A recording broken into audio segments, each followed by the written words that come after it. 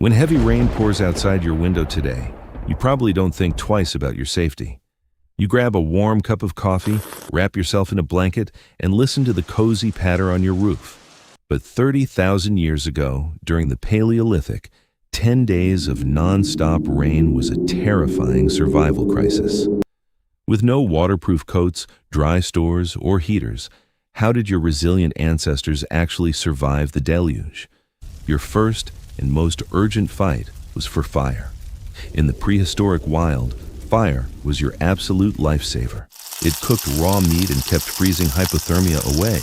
But constant torrential rain is fire's ultimate natural enemy. In a temporary brush shelter, the flames drowned in minutes.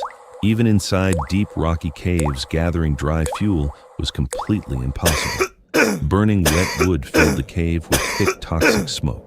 It blinded the eyes and choked everyone inside violently. So, ancient tribes became masters of clever fire preservation. They harvested dry punk wood from inside rotting logs. They buried hot embers in deep protective ash piles. Starting a new fire from scratch was now impossible.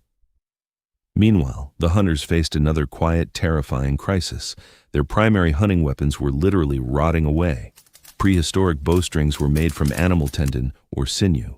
This biological fiber is incredibly strong when dry, but it is highly water-soluble when wet. Absorbing moisture makes the bowstring stretch and sag. A loose, damp bow loses all its firing power. Even worse was the adhesive holding spearheads together. Glue was boiled from animal hooves or birch bark. But prolonged humidity softened this glue into runny mush. The tribe's defense arsenal was completely neutralized. A single predator attack now meant total disaster. Then, there was the heavy burden of leather clothing. Hides kept you warm when dry, but acted like sponges. A waterlogged coat easily doubled in physical weight. Dragging 50 extra pounds sapped your vital energy. Worse, wet leather traps cold moisture against the skin. This dramatically accelerated the onset of hypothermia. Left wet for days, animal furs started rotting. They crawled with bacteria and produced foul, rancid smells. And when the leather finally dried out later, it shrunk and hardened into stiff, painful cardboard. Yet, the greatest prehistoric threat wasn't even physical. It was psychological. Cabin fever was incredibly dangerous. 30 people crammed into a dark, stinky cave, including screaming infants and highly restless, frustrated hunters.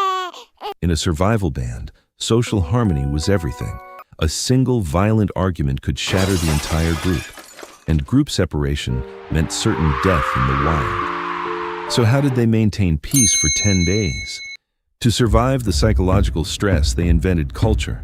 Confinement became a massive catalyst for human creativity. Elders told epic creation myths around the low fire.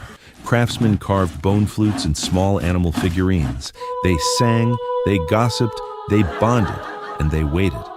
When the sun broke, they emerged stronger than ever. So, next time you complain about a rainy day, remember the resilient survivors who kept the ember burning. Hit subscribe to uncover more raw secrets of history, and click here to watch how they survived winter.